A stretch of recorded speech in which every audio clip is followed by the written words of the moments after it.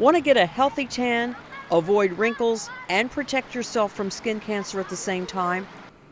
Researcher Zalfa Abdelmalik has spent the past 25 years determining the best way to do just that. It all started with interest in understanding how normal human pigmentation is regulated.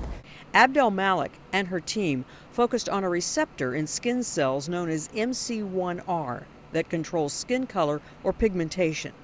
The team is developing a topically applied cream that would start a sunless tanning process. What you're doing with our peptides is you're activating your skin's natural ability to increase pigmentation. So when you go out in the sun, you're not going to have the drastic and dangerous effects of sun exposure.